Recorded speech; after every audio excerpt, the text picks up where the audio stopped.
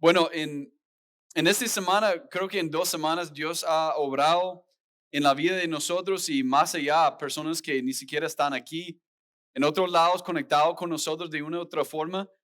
Dios está obrando en la vida de personas más ahora que en los últimos 5 años. Y no es broma. De hecho, yo estaba hablando con mi hijo sobre eso ayer en la noche, el hijo en Arizona, y también hablando con Pastor Nick sobre eso como hace 2 días, porque realmente estoy impresionado la gente que está cambiándose y cómo Dios está obrando de maneras muy, pero muy profundas. Um, un ejemplo es que mi hijo, o sea, mismo Josiah, el segundo sábado en seguido, pasó todo el sábado en ayuno y para evangelizar en la tarde. Y anoche él llevó a alguien a los pies de Cristo, pero evangelizó como él y su amigo como 3 personas. Y la tercera persona era el hombre joven que recibió Cristo y era de un matrimonio joven y el amigo entregó una Biblia a la pareja. Pero o sea, eso es un ejemplo entre muchos ejemplos en las últimas 2 semanas. Muchos. Entre ustedes, entre servicio en inglés, gente en otros países, en otros estados, pero conectado con nosotros. Ah, por ejemplo, para Josiah ayunar cuando él tiene una deficiencia de proteína, porque si él no come como proteína, está de mal humor y dice, "Wow", tiene un bajón grande. Pero entonces, para que eso pase, un muchacho de 19 años, ustedes saben, son del Espíritu Santo, puede empujar a alguien a hacer algo así, no es normal. Am, y hay cosas que están pasando dentro de personas aquí que realmente es impresionante. Yo sé que Dios va a usar ese mensaje. Ustedes ven en el boletín que dice la soberanía de Dios en la sombra.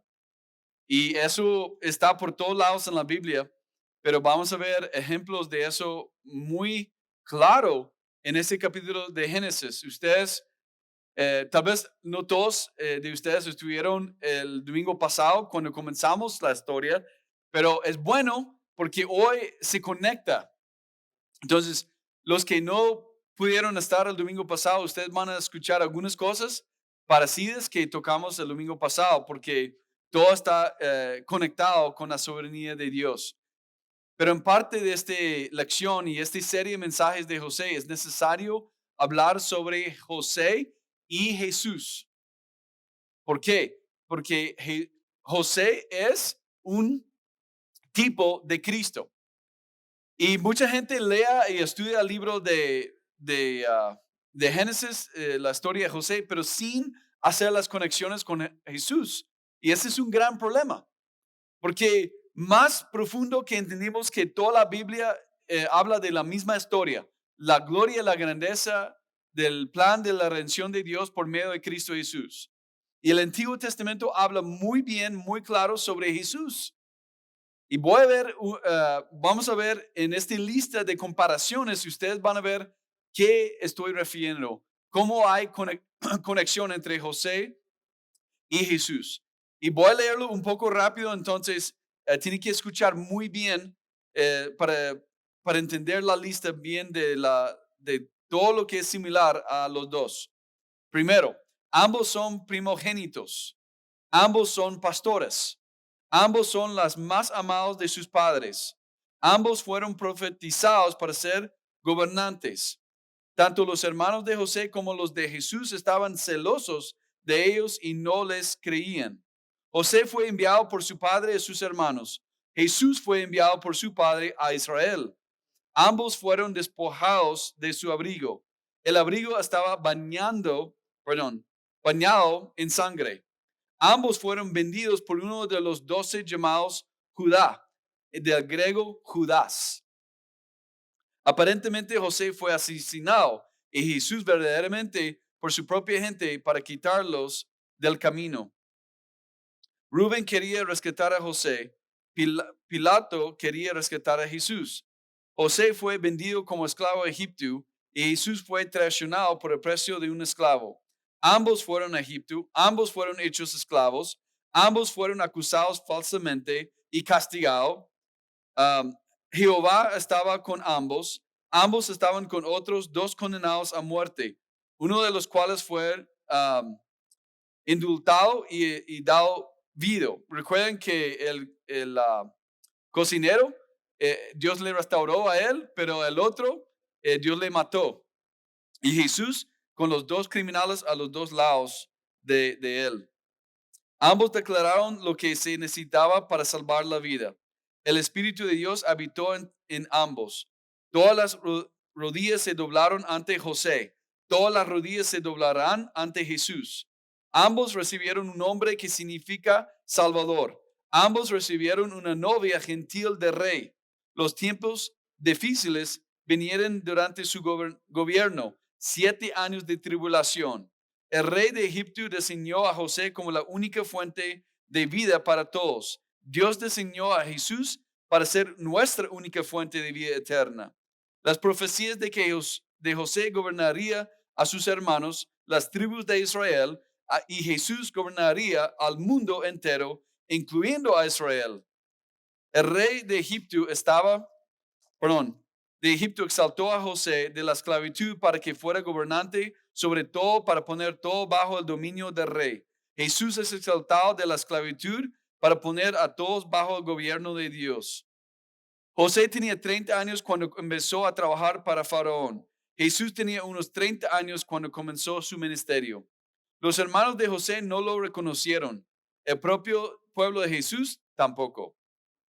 Problemas para los hermanos de José, problemas para Israel, los problemas de Jacob. José se reveló a sus hermanos en su agenda venida. Jesús será revelado a Israel en su segunda venida. Ambos ofrecen perdón a aquellos que buscaron destruirlos. El mal que los hermanos de José pretendían, Dios lo encaminó a bien para salvarlos. Lo mismo es cierto del mal que el propio pueblo de Jesús pretendía como él. Por lo tanto, son perdonados. Los hermanos de José compartían el favor de Faraón por causa de José, no por ellos mismos. Compartimos el favor de Dios por causa de Jesús, no porque seamos dignos. Ambos deben poner todo bajo el gobierno del rey. Ambos son Salvador. Si bien solo Jesús fue verdaderamente sin pecado, José es una de las pocas personas significativamente escritas en la Biblia de las que no se mencionan pecados.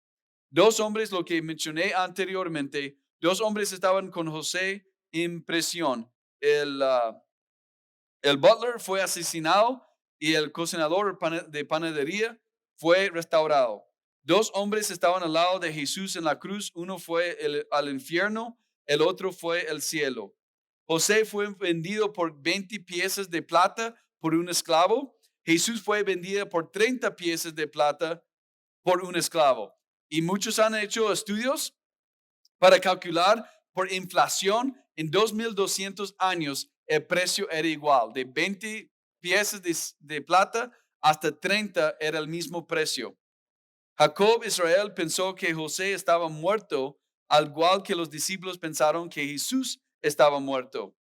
Luego la alegoría de la hambruna de 7 años de tribulación y de 7 años cuando Dios nuevamente está tratando con su pueblo del pacto Israel. Algo muy interesante también. José lloró 2 veces por sus hermanos, ¿no? 2 veces muy fuerte. También Jesús lloró 2 veces. Una vez para Jerusalén, su rechazo hacia él, y la segunda vez, ¿alguien recuerda? La muerte de Lázaro. 2 veces Jesús lloró, igual como José. La túnica de José está teñida en sangre, como el testigo fiel y verdadero. Apocalipsis 19:13. José está vestido con vestiduras, como es el testigo fiel y verdadero, Jesús. Apocalipsis 19:13. Hasta los hijos, los 2 hijos de José. Manasés es un tipo del judío o de Israel, y Efraín es un tipo de gentil, la iglesia. Recuerden, son de 2 hijos. Los hermanos de José fueron atendidos sobrenaturalmente durante el comienzo de la hambruna hasta que José los salvó. La iglesia está siendo cuidada sobrenaturalmente hasta que Cristo los salve a nosotros. Y iglesia, algo interesante, hay más. Mostrando la gloria de Dios en la Biblia que Él nos ha dado. Amén. Que la riqueza de la Biblia, la profundidad de las enseñanzas de la palabra son increíbles. ¿Cuántas personas ni siquiera tienen interés en la Biblia, que asisten a la iglesia, ni saben la profundidad de estas enseñanzas?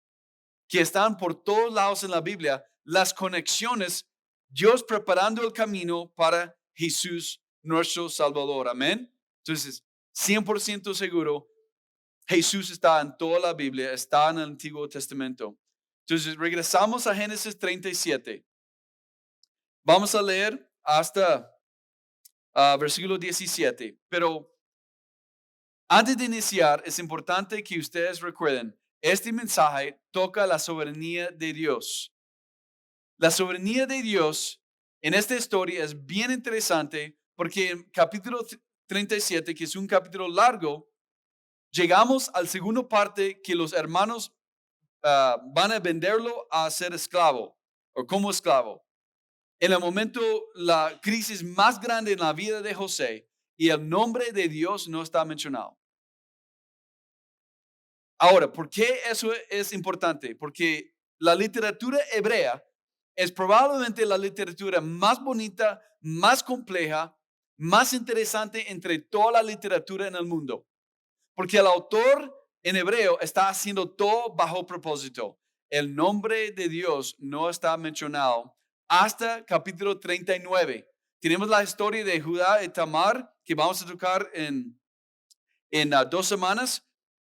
Pero en el momento de más crisis en la vida de José, el autor no menciona el nombre de Dios.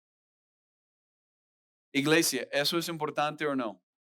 Porque lo que vamos a descubrir en este mensaje, cuando nosotros estamos pasando más por la valle de los muertos, en el tiempo más oscuro, de más soledad, de más tristeza, de más confusión, es cuando cuando uno se siente que Dios es más lejos, más distante y de más apatía que en cualquier otro momento de la vida. Por lógica, uno va a pensar que si yo estoy pasando por un momento horrible, muy triste, muy difícil, yo debo automáticamente, por lógica, porque si Dios es amor, Dios es bueno, yo debo sentir la presencia de Dios más fuerte, ¿no? Pero muchas veces es el contrario. Que cuando la gente más está sufriendo o un crisis como en esta historia, es cuando Dios se siente que Dios es lo más lejos posible, que Dios no tiene interés ni está amándome, más bien yo siento la condenación del abandono de Dios. El autor tiene propósito de no mencionar el nombre de Dios. Ustedes recuerdan que en otro libro muy importante en el Antiguo Testamento, un libro entero que no menciona el nombre de Dios. El único libro en la Biblia que no menciona el nombre de Dios. ¿Cuál? El libro de Esther.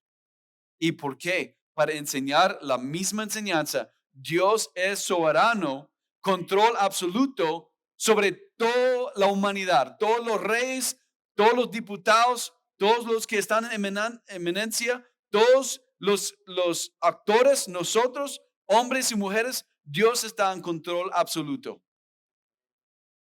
Eso es lo que estas historias nos enseñan. Porque cuando leemos esta historia, vamos a ver mucho fracaso en la familia, mucho desorden, muchos problemas. ¿Cuántos de ustedes han tenido desorden en sus familias? Levanta la mano. Ahora, muchos piensan que, mi familia era disfuncional, pero a las demás familias o las familias que yo he conocido no son disfuncionales como mi familia. Como yo crecí en disfunción total, así no es lo normal. Otros tenían mejor niñez que lo que yo he experimentado. Eso es una gran mentira de Satanás. Todas las familias son disfuncionales, aparte del poder de Cristo Jesús. Todos los matrimonios disfuncional, separado del poder de Dios.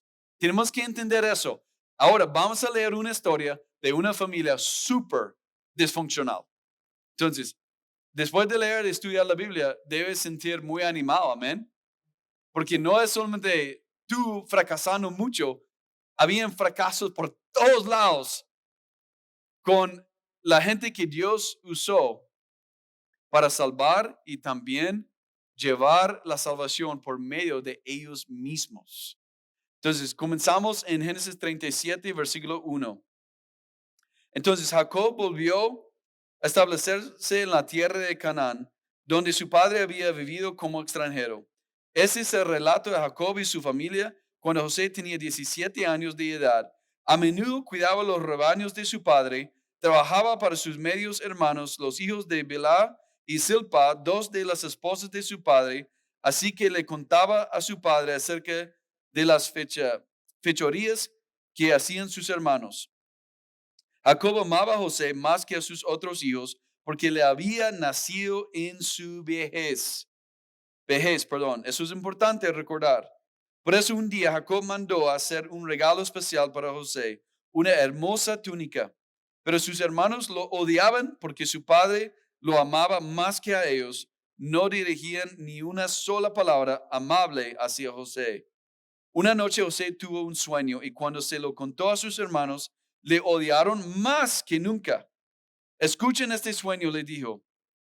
Resulta que estábamos en el campo atando gavillas de grano. De repente mi gavilla se levantó y las gavillas de ustedes se juntaron alrededor de la mía y se inclinaron ante ella.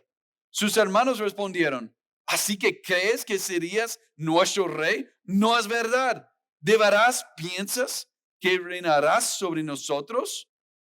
Así que lo odiaron aún más debido a sus sueños y a la forma en que los contaba.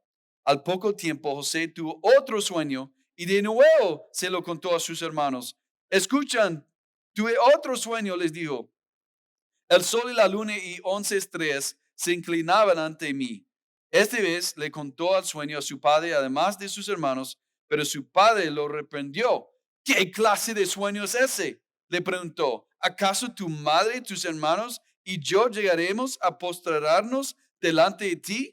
Sin embargo, mientras los hermanos de José tenían celos de él, su padre estaba intrigado por el significado de los sueños. Ahora, poco tiempo después, los hermanos de José fueron hasta Siquem para apacentar los rebaños de su padre. Cuando ya llevaban un buen tiempo allá, Jacob le dijo a José, tus hermanos están en Siquem apacentando las ovejas. Prepárate porque te enviaré a verlos. Estoy listo para ir, respondió José. Ve y ver cómo están tus hermanos y los rebaños, dijo Jacob.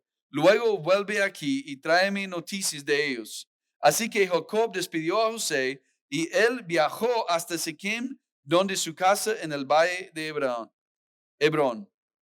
Cuando José llegó a Siquem, un hombre de esa zona lo encontró dando vueltas por el campo. ¿Un hombre qué? Lo encontró. ¿Qué buscas? Le preguntó. Busca a mis hermanos, contestó José. ¿Sabe usted dónde estaba apaciendo sus rebaños? Sí, le dijo al hombre. Se han ido de aquí, pero les oí decir, vayamos a Dotán.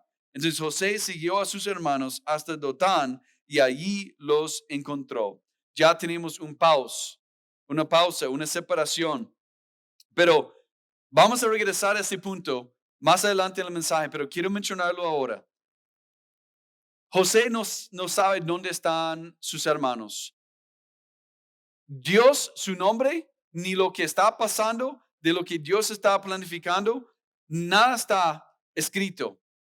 Lo que está escrito y lo que no está es de mucha importancia. Ustedes piensan que en esta sección, este versículo 15 es importante o no. Léanlo de nuevo, por favor.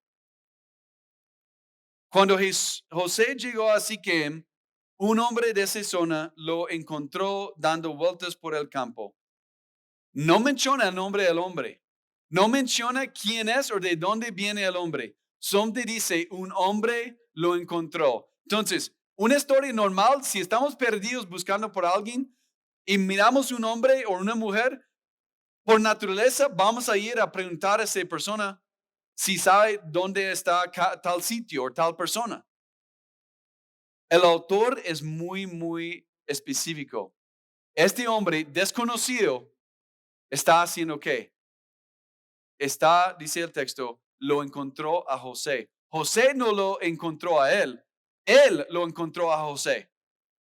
Ustedes ven la mano y la presencia de Dios, aunque su nombre no está mencionado. ¿Sí o no? ¿Eso ha pasado en tu vida?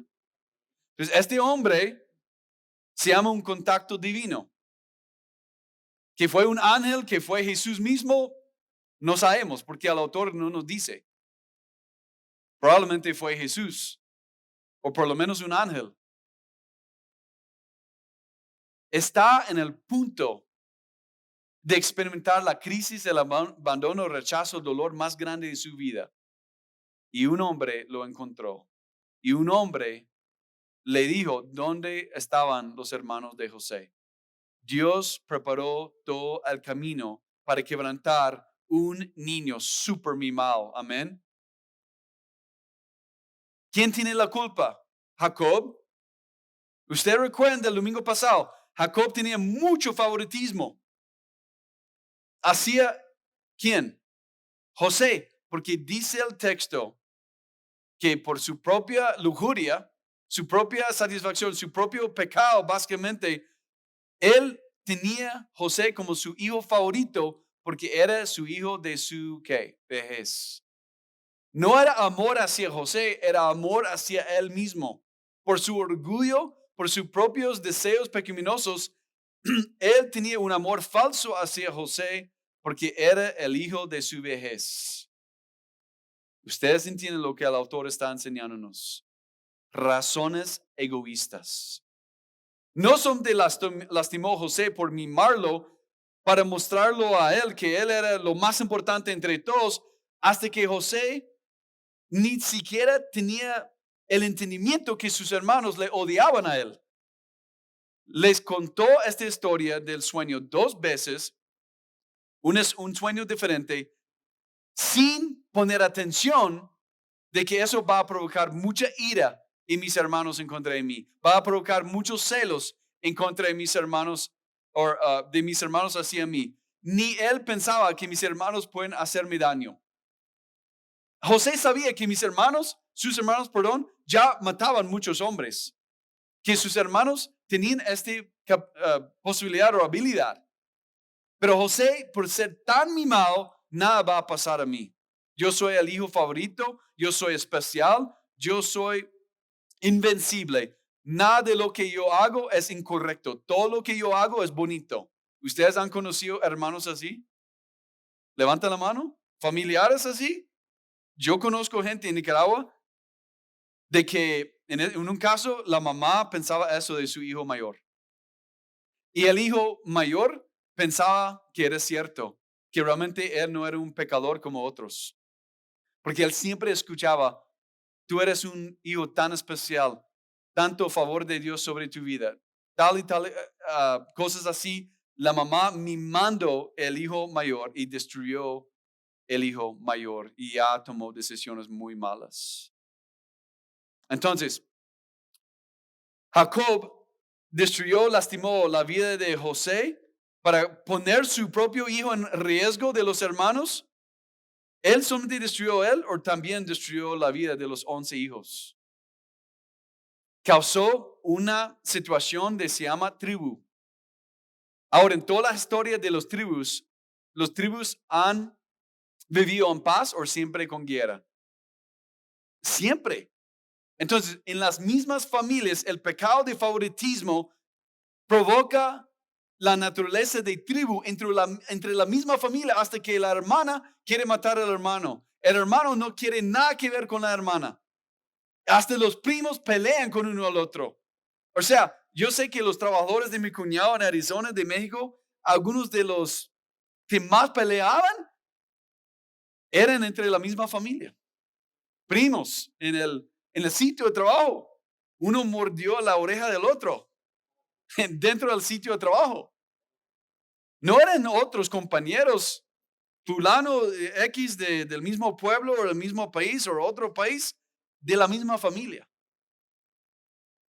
¿Quién tiene la culpa para causar desorden, celos, odio dentro de los mismos hijos? Los padres.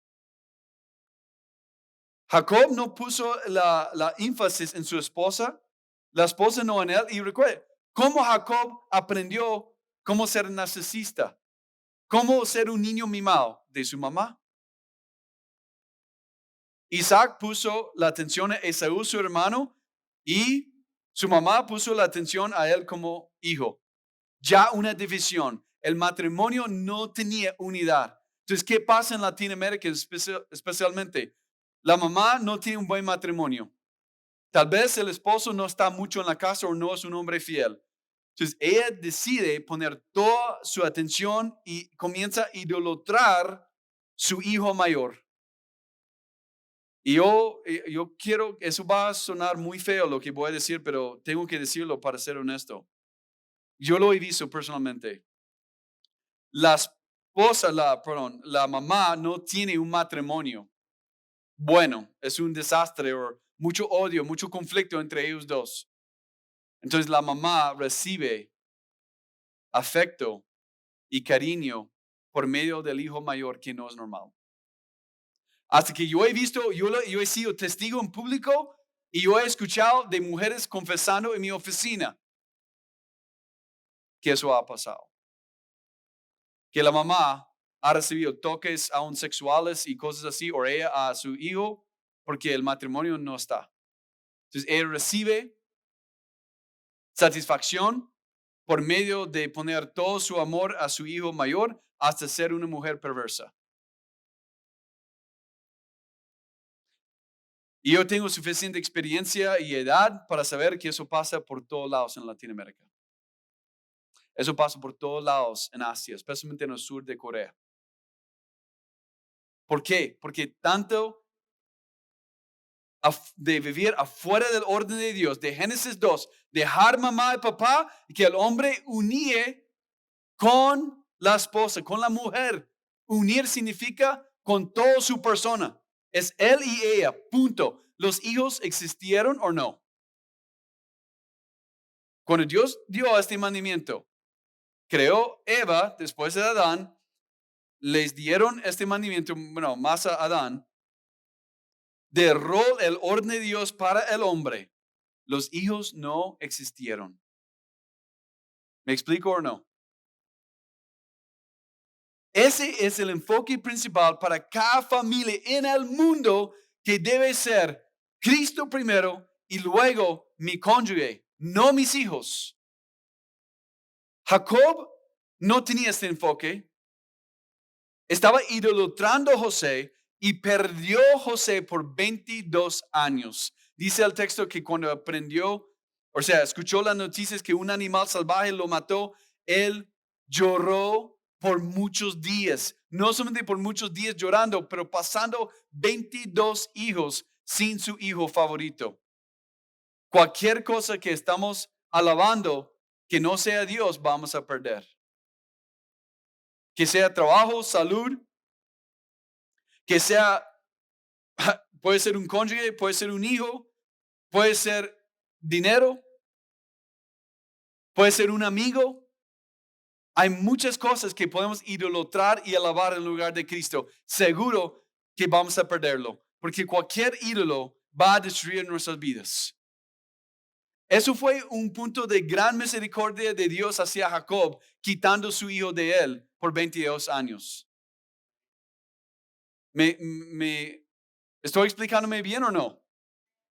Era la misericordia de Dios, tanto para José y para Jacob. Dios es el maestro perfecto para saber cómo quitar todo el veneno de ser mimado de nosotros. Porque algunos de ustedes sufrieron mucho como niños. Yo sé, yo entiendo. Pero muchos de ustedes también fueron muy mimados, que causó más sufrimiento también. ¿Ustedes han visto un niño mimado que está feliz? Cuando el padre no disciplina a sus hijos y el niño está súper mimado, no es un niño feliz. y va a llegar a ser un adulto más miserable. ¿Qué significa ser mimado? Según los diccionarios, es disminuir o destruir el valor o la calidad, dañar el carácter de alguien, especialmente un niño, al ser demasiado indulgente o sí, indulgente. Otro diccionario dijo, para dañar seriamente, ruin, para dañar la calidad o el efecto de, es destruir la vida de este hijo o hija. Hasta algunos cónyuges pueden mimar el otro cónyuge, ¿sí o no? Eso pasa. Y si uno no tenía nada de favoritismo hacia él o ella como niño, no había nadie presente ni siquiera para mimarlo. Nosotros por el pecado dentro de nosotros, especialmente los que han sufrido mucho como niños, los que han sido abandonados, por ejemplo, nosotros como seres humanos somos buenos para mimarnos a nosotros mismos, ¿sí o no?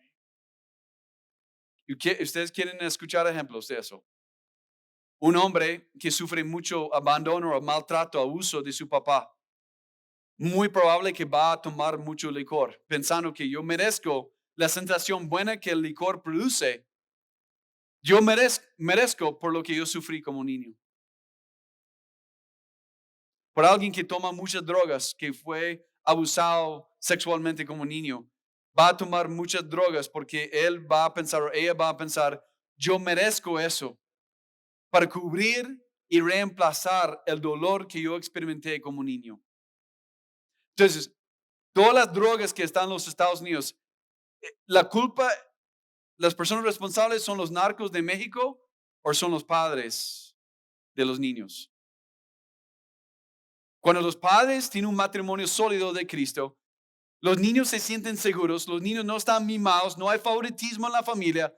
El niño, aunque sea un muchacho de 15, 18 años y alguien ofrece drogas, un niño seguro no va a pensar nada en que sí voy a tomar eso, yo quiero experimentar las buenas sensaciones que las drogas dan. No, este muchacho que tiene seguridad del amor de sus padres, de ambos aman uno al otro y Cristo más que ellos como niños, este varón va a pensar, qué tontería, ¿por qué voy a hacer daño a mi cuerpo?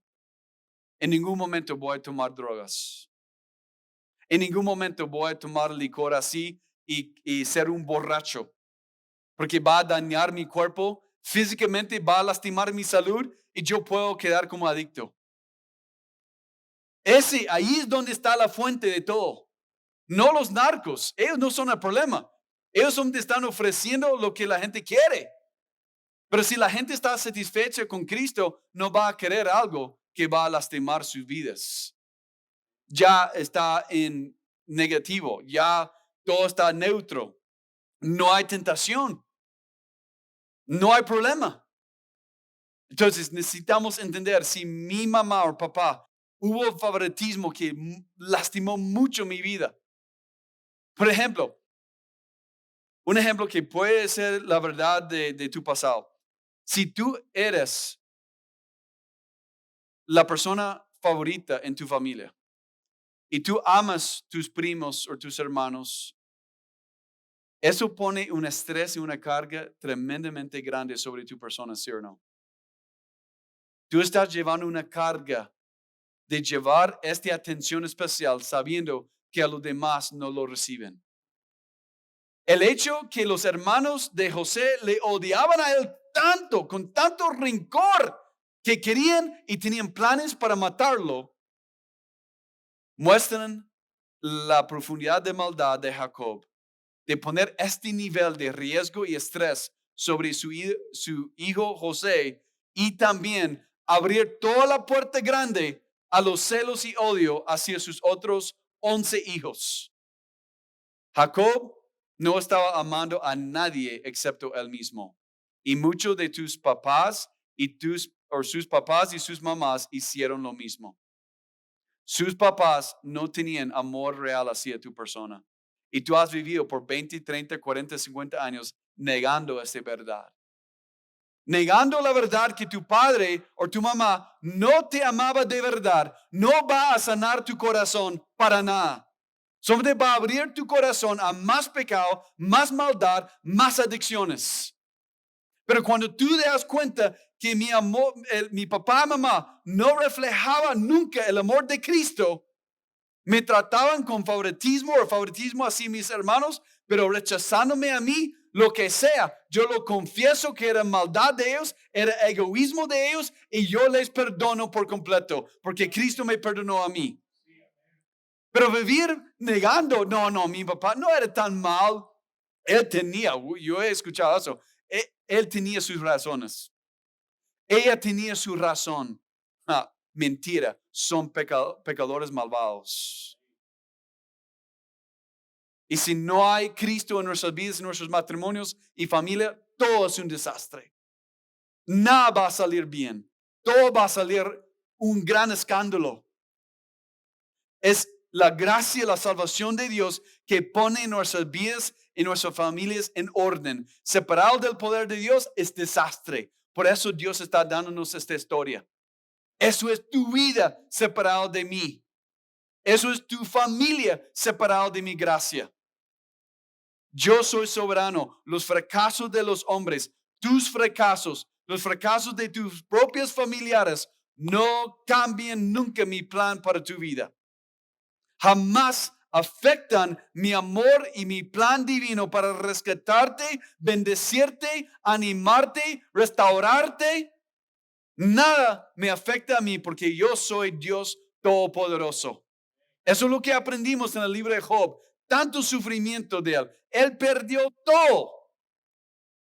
Pero en el fin, por más que 3 capítulos, Dios regañando a Job para enseñarle a Job, yo soy soberano, tú no eres. Yo hago lo que yo quiero, yo soy el Dios Todopoderoso, yo creí todo, nada está fuera de mi poder y control. Y Job terminó todo, él dice, yo termino en silencio, yo no puedo decir nada. Él pasó meses regañando a sus amigos y regañando a Dios y quejándose. Pero después que Dios habló de su soberanía, su grandeza, Job no pudo decir nada. Dios le dio explicación a Job por qué tal y tal razón. Por eso y eso es la razón exacta que yo quité, tu esposa y todos tus hijos y todo tu dinero, toda tu salud. Dios le dio a Job explicaciones. Ninguna. Hay ninguna explicación. Más humanamente alguien va a pensar, si Job mereció una explicación, porque dice la Biblia que era el hombre más justo de toda la tierra. Entonces, entre todos los hombres, Job merece una explicación. ¿Por qué tanto sufrimiento? Más que cualquiera, amén. ¿Estamos de acuerdo? Pero Dios no está de acuerdo, porque Dios no le dio nada de explicación. Solamente habló de su grandeza, su soberanía. Fue más que suficiente para Job. Solamente eso. Y hay muchos padres, aún entre comillas, cristianos, que dicen que tienen que dar mandamientos y los hijos sí tienen que obedecer, pero primero tienen que dar el porqué al niño. Antes de que el niño tiene que obedecer, tiene que explicar al niño por qué tú tienes que limpiar el cuarto, por qué tienes que llevar algo para ayudar a la familia. Siempre tienes que dar una razón para explicar por qué, mi amor, tienes que obedecerme, como mamá o papá. El problema, iglesia, es que eso no existe en la Biblia. Cuando Dios nos manda a nosotros hacer algo o vivir en un lado, viajar, lo que sea, Dios nos da una explicación. Entonces, ¿por qué los padres dan explicaciones a sus hijos para que ellos se obedecen? Los padres están enseñando a los niños mal, amén. Ahora, si yo doy un mandamiento de un orden a mi hijo que no le gusta, pero él lo obedece, eso es la prueba. Y después yo puedo explicarlo a él por qué, sí o no. Pero primero él tiene que obedecer sin hacerme las preguntas el por qué. Y el hijo rebelde, como todos nosotros somos rebeldes, igual como nuestros hijos, los hijos van a saber o van a querer saber por qué. Si yo estoy satisfecho de entender el porqué, ok, papá, voy a obedecerte. Es la rebelión dentro del niño o la niña, amén. Eso es totalmente incorrecto. Un padre de amor, de discernimiento, jamás va a permitir eso. Tú no necesitas una explicación hasta que después tú me obedeces, pero tú no lo mereces. Tú me obedeces porque yo soy tu papá, porque es un orden de Dios. Tú no necesitas explicación. Entonces, si el niño mimado que siempre o nunca era obediente, excepto hasta que recibió una explicación buena de su mamá y papá o un premio. Mi amor, si tú limpias tu cuarto, yo voy a llevarte a McDonald's o yo voy a darte un regalo. Entonces, cuando él ya es adulto y Dios le manda a él a hacer algo, él va a querer ¿qué? Una explicación por saber que él puede ir a McDonald's. Si no, él no va a obedecer. Provoca adultos mimados, perezosos, rebeldes en contra de Dios. Los adultos ya actuando como Dios, Dios inferior, Dios superior. El daño de mimar los niños es impresionante porque les lastima por toda la vida. Dios es tan bueno y tan amoroso que Dios para la maldad de los padres y Dios limpia y Dios purifica todo el veneno de ser mimado, de este amor falso del mamá a papá, como en la vida de José. Dios es experto en saber cómo sacar el veneno de nosotros. Amén. ¿Y cuál es el veneno? El yo, el egoísmo. Yo primero, yo segundo, yo tercero. Ese es el veneno más grande en nuestra cultura. Todo el marketing de los Estados Unidos, todo el mundo, billones y billones de dólares que el mundo gasta para convencerte de comprar su producto. ¿Por qué dicen que ustedes deben comprar su producto? Porque ustedes lo merecen. Ustedes han sufrido, trabajan duro, no tienen suficiente tiempo para uno mismo. Por esta razón, necesitan salir y comprar esos productos o tomar las vacaciones. Porque tú lo mereces. La única cosa que tú mereces es el infierno. Tú no mereces un buen trabajo con mucho dinero. Tú no mereces una familia bonita. Tú no mereces un matrimonio lindo, perfecto. Tú no mereces todos los niños bonitos que te obedecen cada rato. Tú y yo merecemos el infierno 100%. Cuando uno entiende eso, la persona va a apreciar todo. Cuando yo hice estudios para este mensaje, yo busqué por internet muchas listas de características de un niño mimado, un adulto mimado. Y todas las listas compartieron cosas muy parecidas. Y una de las cosas es que siempre piden por más. Y dos, nunca tienen agradecimiento. Nunca dicen gracias de verdad. Esas son listas seculares. Entonces, papás, cuando ustedes entregan todo lo que el niño quiere, que sea el teléfono para hacer juegos de video o el caramelo, está enseñando al niño que cualquier cosa de mi carne que yo quiero, yo debo recibir. Entonces, el niño que recibe, o sea, un niño debe recibir ¿cuántas galletas? Gracias. Una respuesta ya. Dos. Pero cuando el niño recibe todas las galletas que él quiere, y eso es el hábito, ese es el patrón, ya cuando tiene 18 años y él lee en la Biblia que Dios dice que no puede tener sexo afuera del matrimonio, que tiene que esperar para el matrimonio, el niño va a pensar, ¿por qué? Nunca tuve que esperar por más galletas, entonces no voy a esperar por más chicas. Yo voy a tener todas las chicas que yo quiero ya. Ya tiene el patrón en su cabeza de cómo pensar. Mis necesidades, mis deseos, mis placeres es prioridad. Nadie más es importante. Eso es lo que es tan viejo. Como estamos leyendo miles y miles de años atrás, está pasando en esta familia. ¿Cuántos de ustedes han vivido o tienen una familia así en este momento? ¿Cuántos de ustedes crecieron así? Amén. Entonces, la Biblia es bien práctica, amén. Pero dos veces menciona el autor, Moisés, que los hermanos están odiando más. José, hasta se convierte en celos. Por celos al odio, uno al otro. Pero lo que es interesante es casi siempre cuando hay odio en nuestro corazón, no siempre, pero muchas veces es porque hay celos primero. Los celos es una de las cosas más fuertes y que más destrucción que podemos cometer. Quiero hacerles una pregunta. Entre todas las cosas que tenemos en nuestra sociedad, ¿cuál es la cosa que más produce celos en la gente, aún dentro de la iglesia? Comienza con la letra F. Están los medios sociales,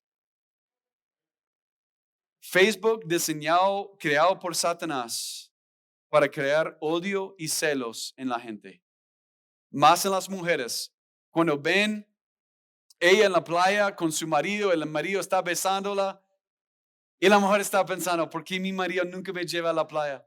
¿Por qué él nunca me besa así? ¿Por qué no tengo un esposo como ella tiene? Yo le conozco a ella, yo merezco ese tipo de marido, no ella. Y ya ella comienza a formar tantos pensamientos que ella comienza a odiar a esa mujer. Y lo que Facebook no muestra es que ese fue unas fotos solamente, porque después de la foto, el esposo borracho y le golpea a ella. Y todo el mundo piensa que su matrimonio es lindo, perfecto. Y ella no va a tomar otra foto hasta que las heridas sanan. Y es broma, y es divertido, pero también es la verdad, porque conozco a alguien que así es. Y ella vive aquí. No el golpe, pero las adicciones de su marido nunca salen en Facebook. Pero las playas, las vacaciones, la casa, porque sí tiene dinero, siempre está dando una apariencia falsa, pero provocando muchos celos en la gente, porque es pura mentira. Es pura mentira. José era un niño feliz. Los hermanos eran hijos felices. Jacob era feliz porque puso su mirada en el hombre en lugar de poner la mirada únicamente en Jehová. Perdió a su hijo por 22 años y nosotros tenemos que meditar en la seriedad de este asunto. En este área de celos, nosotros todos hemos tenido celos, amén. Es igual de codiciar, que sea carro, casa, trabajo, dinero, ropa, familiares, lo que sea, codiciar, envidia, celos, es la misma cosa. Dice la palabra de Dios, Proverbios 14:30. El corazón tranquilo es vida para el cuerpo, pero los celos son podredumbre para los huesos. Hasta los huesos llega los celos. Corrompe. Proverbios 27:4. La ira es feroz y la ira es o el enojo, perdón, es una inundación. Pero ¿quién puede resistir ante los celos? Ya Dios mostrando el celo es el grado de odio que es mucho más serio que simplemente la ira, que de un momento ya se va. Y un enojo puede quedar por algunos meses, ¿no? Pero celos por la vida. Ese es tan serio, son los celos. Marcos 15:10, pues ya se había dado cuenta de que los principales sacerdotes habían arrestado a Jesús por envidia. Hechos 7:9, los patriarcas se pusieron celosos de José y lo vendieron a Egipto. Sin embargo, Dios estaba con él. Entonces, en sus Biblias, en Hechos 7:9, yo quiero que ustedes subrayan, sin embargo, pero Dios. Por celos se lo vendieron a José a Egipto como esclavo. Pero dice la Biblia, sin embargo, o es otra palabra, puede decir, pero Dios.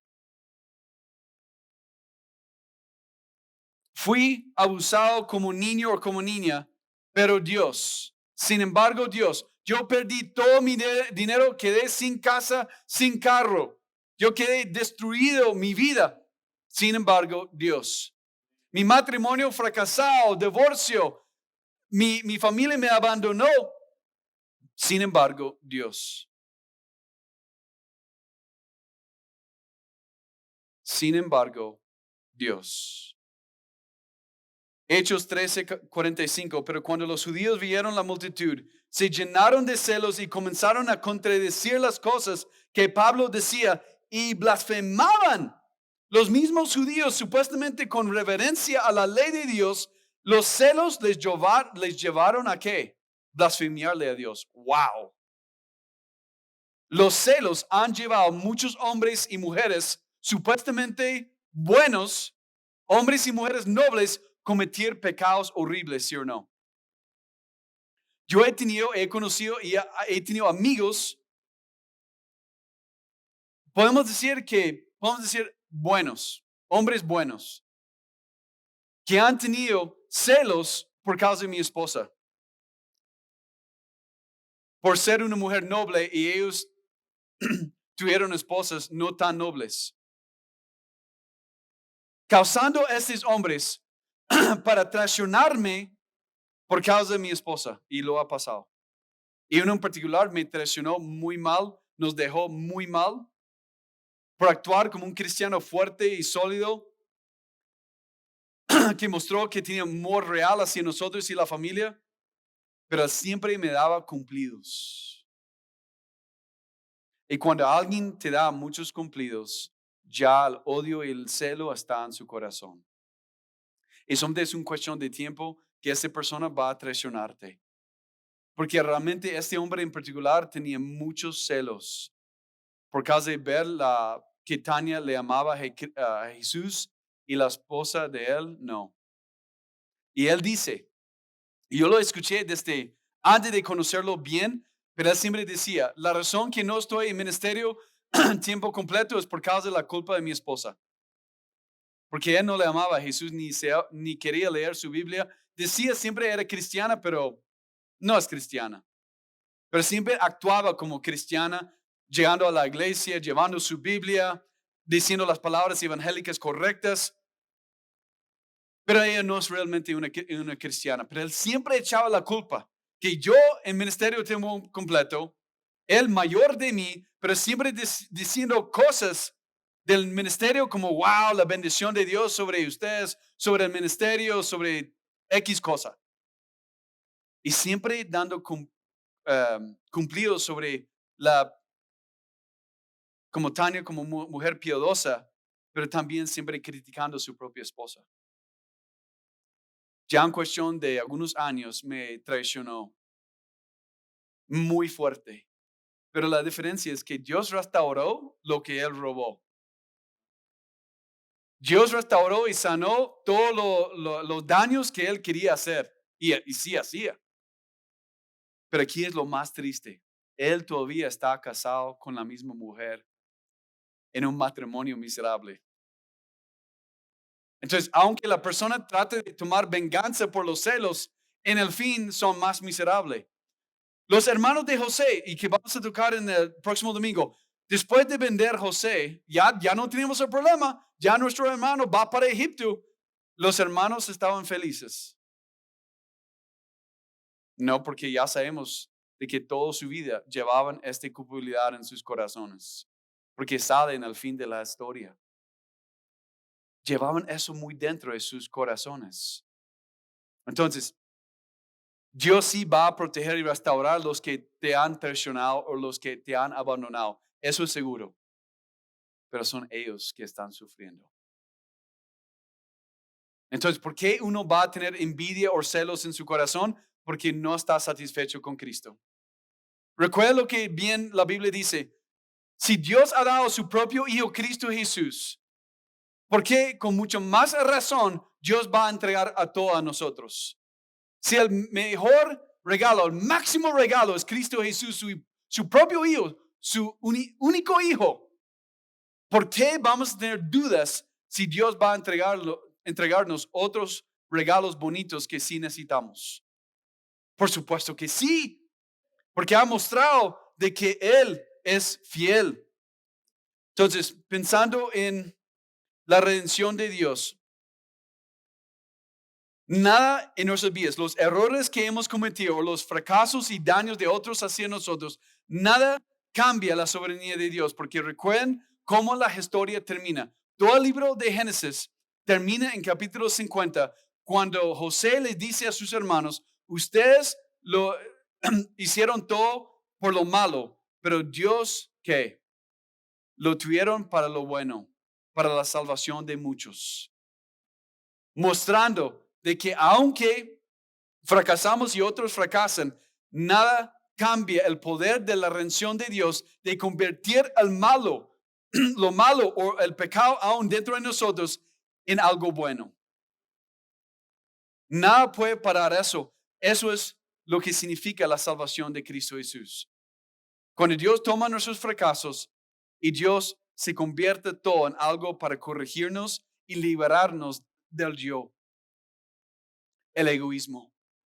El problema número uno de tú y de mí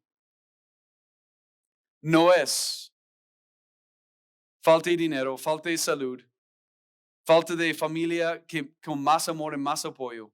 El problema número uno es que nosotros siempre estamos pensando en el yo en lugar de Cristo y a los demás. Eso es problema número uno. Incluso Santiago 3:16 dice, porque donde existen los celos y escuchan, la ambición egoísta, hay desorden y toda maldad. Hay personas que tienen celos de que otro familiar tiene una camioneta más nueva, más grande, más poderosa que otro tiene. Y ese familiar está listo a hacer daño y hacer aún hasta cosas ilegales para llegar a tener una camioneta más grande y mejor que su propio hermano o primo. Ambición. La persona no está contento. ¿Por qué? Realmente, ¿por qué vehículos existen? ¿Para impresionar a los demás o para tener transporte? Transporte. Pero ¿cuántos están listos a lastimar y hasta meter un cuchillo en un familiar para tener una camioneta mejor que lo que él tiene? Y estamos hablando de transporte, nada más. Listo para matar otro familiar. Sangre inocente. ¿Por qué? Ambición egoísta.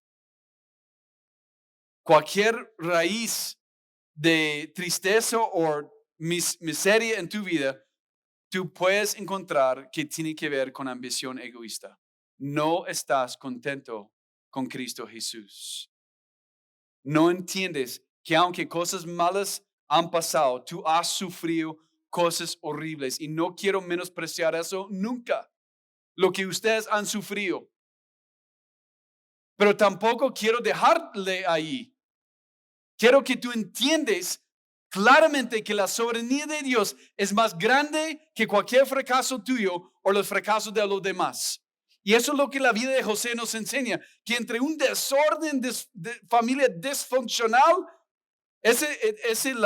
las telenovelas de Colombia y México, son buenos, ¿no? De drama, de conflicto, de cosas locuras que pasan en esta telenovela, que hasta que los hombres miran estas telenovelas. No deben decirlo en público, pero sí pasa. Esa es una telenovela mucho más grande y más de escándalo que cualquier invento de los hombres. Esa es la vida real. Y Dios mostrando, aún en medio de una familia desastre, donde hay tanto odio que están listos a matar su propio familiar, Dios interviene, Dios rescate, Dios salva y Dios muestra su poder en medio de tanta oscuridad y desorden. Para no son de la salvación de esta familia, no son para restaurar la unidad entre toda la familia, tener restauración completa, reconciliación completa, pero Dios hizo todo en medio de usarles, quebrantándoles para salvar las naciones. Increíble cómo cuando Dios trabaja en una área, trabaja en 10,000 otras áreas, en un solo momento. Entonces, mientras que Dios está quebrantándote, revelando muchos pecados, muchos errores en ti, para quitar el veneno de ser mimado, Porque vivir en los Estados Unidos, no importa quién tú eres, eres mimado. ¿Cómo es posible? Yo no soy mimado, ¿cómo así? Tú eres mimado. Ustedes tienen más aquí viviendo. Hay muchos de ustedes que tienen casas en México o Honduras o en otro país. Ustedes son ricos. O sea, Tania siempre me decía, mira, Nicaragua es muy pobre, pero en comparación de lo que yo vi en África, no. Yo vi una pobreza mucho más grande. ¿Cuántos niños pasaron días sin comer suficiente? En Nicaragua, algunas personas del campo en el norte sí murieron por falta de nutrición. Sí pasó. No era común. De vez en cuando salió en las noticias. Pero en general era casos raros. Pero en África es todos los días. Ustedes son ricos. Si ustedes hacen comparaciones con los de Big Sky o otros vecindarios de Bozeman, jamás vas a estar contento. Jamás. Es una tentación diario.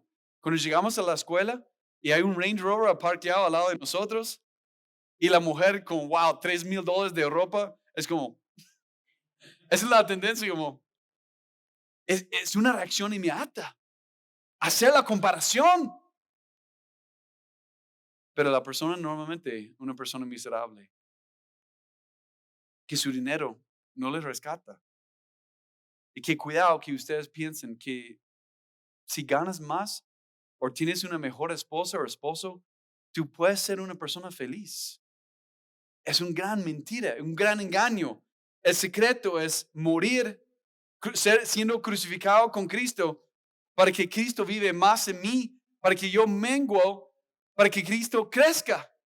Ese es el secreto de la vida cristiana. Y quiero animarles, mientras que estás pasando por momentos muy tristes, muy difíciles, cuando Dios se siente como está súper lejos, es cuando Dios está más cerca. Y Dios usa sus contactos divinos para mostrar su presencia es real. Recuerden cuando José llegó al campo y el hombre estaba, un hombre estaba y lo encontró a él. Entonces, ¿ustedes van a encontrarle a Dios o Dios va a encontrarles a ustedes? ¿Quién hace la obra? ¿Quién es el único salvador? No eres tú, únicamente es Él. Soberanía de Dios significa que Dios está en control absoluto de toda tu vida. Todo lo bueno, todo lo malo, Dios estaba en control. Pastor, yo puedo ver cómo Dios ha usado todo lo bueno en mi vida, pero lo malo, no. Es porque tú no quieres perdonar. Y cuando tú perdones, todo lo malo que tú causó mucha lágrima en ti, Dios va a usar el gran barril, el gran barco, el gran mar, lago, lo que sea, de lágrimas, de tristeza, de dolor profundo. Dios va a convertir, no importa el tamaño, Dios va a convertir todo en gozo y alegría y paz. ¿Cómo es posible? Porque Dios es todopoderoso. Por esa razón es posible, pero tienes que perdonar. Esta historia, wow, es una gran historia de perdón, de una traición, lo más profundo, asesinato, traición por completa, pero hubo perdón y reconciliación completa. ¿Tú crees que es posible para ti? ¿Tú crees que eso es lo que Dios quiere hacer en tu vida? Pero tienes que tomar una decisión, hacer las cosas de tu manera en lugar de la manera, o tomar la decisión, hacer las cosas de la manera de Dios en lugar de tu manera. Esa decisión yo no puedo tomar por ti. Es únicamente tú que puedes tomar ese paso de fe y obediencia. Entonces, ánimo, iglesia. Ánimo, porque yo sé que muchos de ustedes han sufrido y todavía están sufriendo. Yo he visto las lágrimas. Yo he visto en tus ojos el dolor. Pero gracias a Dios que Él es más grande que cualquier dolor o confusión por abandono o traición que tú has sufrido. Esa es la historia de José. Eso es lo que Dios quiere enseñarnos. Y por fe, hermanos, Dios va a prepararnos y está preparándonos para hacer cosas mucho más grandes en nuestras vidas. Pero tenemos que aguantar y recibir el silencio de Dios. Porque el silencio de Dios está en el momento más cuando queremos escuchar una sola palabra de Dios y Dios queda en silencio. Es porque Él está preparando algo mucho más grande para nosotros de lo que podemos imaginar.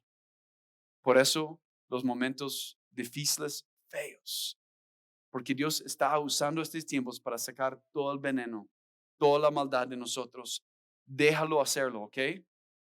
Permítelo a Él. Decir, Dios, aquí estoy, saca, chupa todo el veneno de mí. Yo no quiero nada de veneno en mí. No quiero nada de amargura. No quiero nada de falta de perdón. No quiero nada de favoritismo.